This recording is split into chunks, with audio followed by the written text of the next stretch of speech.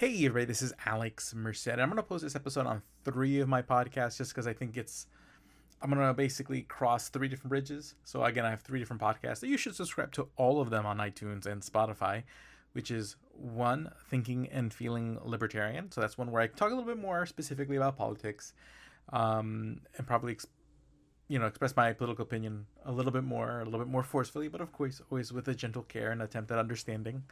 Then there is the opinions of Alex Merced, which is a podcast that is not limited to politics. It's just generally my thoughts on anything.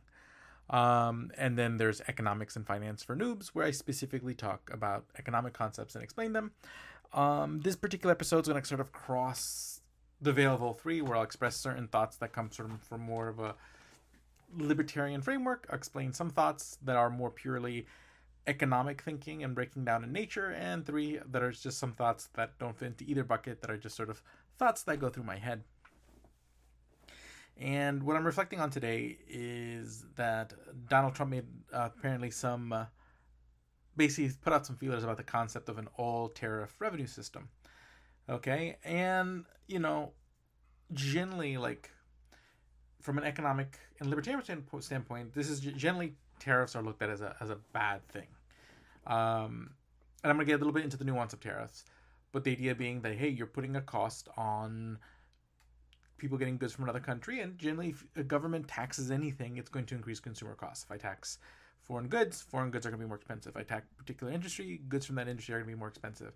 If I tax people in general, that's going to trickle down at the cost of things, because people are going to naturally want to recoup their expenses. Same thing with like finance. You tax gains, people are going to take on more risks to get more gains. Okay, and then you end up with a much more riskier capital market. You know, people don't just often take a cost on the chin. Sometimes they do. That has to do with the elasticity. So like, hey, if I'm a candy salesperson, chances are I'm not gonna be able to just price that in just because people can just stop buying the candy. But if I'm selling insulin, I can probably price it all in because people have to buy insulin. So they'll pay whatever price I charge, as long as I can justify it based on what other laws might be in place. But I'm going to recoup my costs.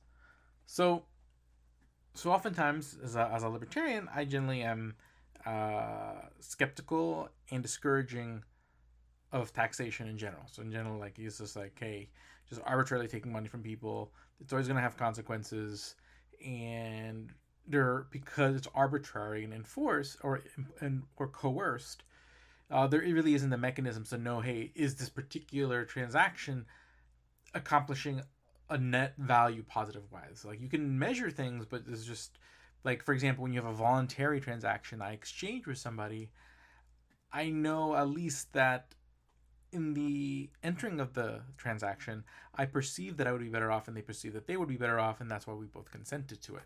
So this is immediate feedback mechanism that everyone kind of thinks at least they'll be better off. Again, there's a chance, like, hey, you buy a lottery ticket, you might not be better off, but at least you entered the transaction thinking that. Okay, and that definitely is a level of feedback. Okay, cool. Now but at the end of the day, governments, whether you think they should exist or not, that's not what I'm going to get into this conversation. But assuming a government exists, it does have to fund itself. And how something makes money introduces its incentives, or at least a good chunk of its incentives. So basically, when a government taxes income, while there are lots of problems with the effect of taxing people for their income, there does create some interesting incentives for government to say, hey, okay, well, we make money when people make more money. So theoretically, on an optimistic sense, you'd be like, oh, okay, well, this is going to incentivize the government to invest in things like education and things that are going to result in people having like a higher earning potential of their lives, because that means more income tax. More often than not, just generally what happens is there might be some attempt at that. Like, you oftentimes have sort of like well-meaning progressives try to kind of go down that road. Oftentimes, again, politics is politics, so generally you try to put something forward, you get a bastardized, corrupted version of it. So typically you don't sort of get what they want. It doesn't quite have the effect that they want. So you end up just kind of increasing spending and increasing people's incomes through inflation, for the most part. you know, with very marginal benefits, if any. But that theoretically, that could be a very virtuous thing, saying, hey, if governments make more money, if people make more money, they have basically they have an incentive to invest in people.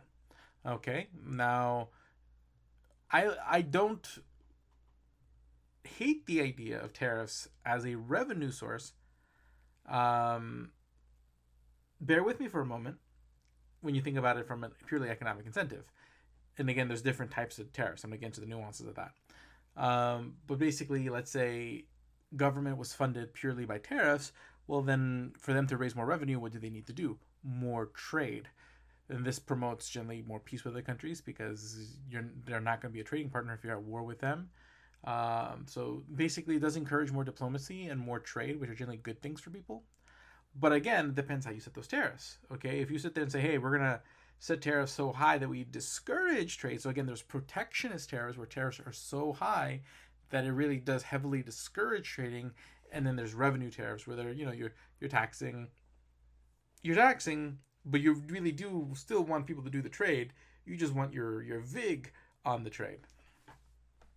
Okay, and this is where I'm not 100% sure with where like a Trump would be. I mean, he wants to replace the current level of revenue with a tariff. I don't know if the current budget is there if there's a tariff that could raise that revenue, because you could theoretically come up with a number probably, but probably in practice that number will be so high that it would discourage trade. It would end up being a protectionist tariff, and you just end up without the revenue in a worse economy.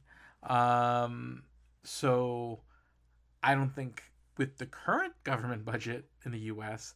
that's a practical solution. But theoretically, I don't want to like necessarily just poo-poo the concept of hey, if government was purely funded by tariffs, what kind of incentives would it have, and that sort of thought exercise. Okay, and then again, you can't. I mean, you could inflate that to an extent, like but again, at the end of the day, like it depends how. Again, it also depends on the details. Like to me, in an ideal world, you'd have a uniform tariff on imports and exports. Like let's say 10% goods going in or out.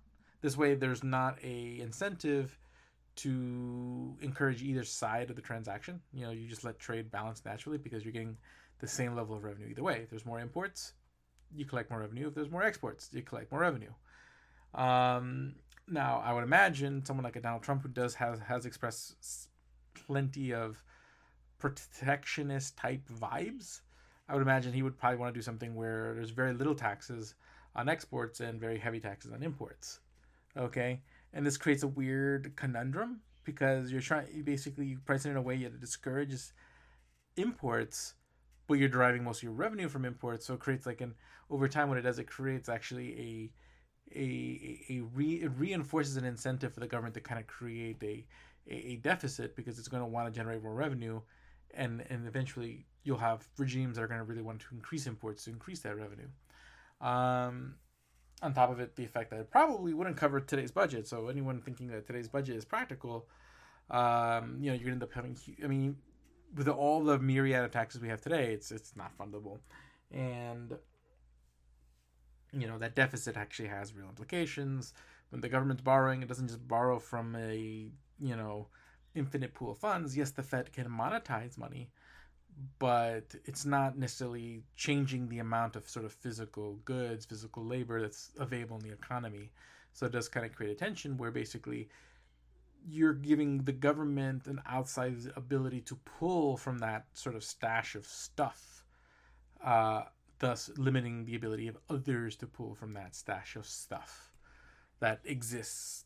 If you were to imagine like everything that's available to be exchanged sort of in one big pile, if I were to print dollars, essentially grow the money supply and give it to the government, they're going to be able to grab more than they otherwise would have, which means other people are going to grab less. Now, again, it's not a zero-sum game because, again, there's differences in, like, hey, what happens? Like, hey, if A transacts with Y, which transacts with C, and that results in a grander productive capacity, you could be growing the pile faster than you whittle the pile. Okay, that's generally what a good economy looks like. You produce faster than you consume.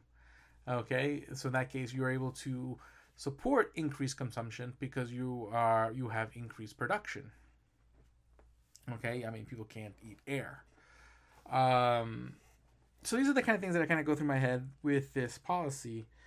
Generally, again, I'm always going to gravitate towards free market to the extent that there is taxation. Should be simple, fair, and equal in the sense. So again, with tariffs, it should be on goods going in and out, and it should be small. When it comes to income, I'm generally going to prefer flatter tax rates. If you need to make it some progressivity, then you figure out some sort of generous standard deduction instead of the sort of itemized deduction world where everyone's trying to game the tax system by getting their favorite thing deducted. A better tax system is a simpler tax system. A better amount of taxation is less taxation. That's generally going to be sort of my true north. Again, it's not. There's other things to consider. Okay, sort of like, hey, what is currently being funded? What are the implications if it doesn't get funded? These are things that definitely aren't necessarily not worth thinking about, not worth being thoughtful about. But generally, like, if I want there to be sort of less corruption, I'm going to want a simpler system. And if I want less resources if I want more resources to be available to the general population, I'm generally going to want, again, less taxation. And again, I mean that it's sort of in the most general way I can. But yeah, my name is Alex Merced. Hopefully you guys enjoyed this podcast. If not, you probably didn't make it this far. If you did, subscribe to all three of the podcasts. That's, again, The Opinions of Alex Merced, Thinking and Feeling Libertarian, and Economics for Noobs. And noobs is spelled with 2 zeros. So subscribe, listen. I'll see y'all later.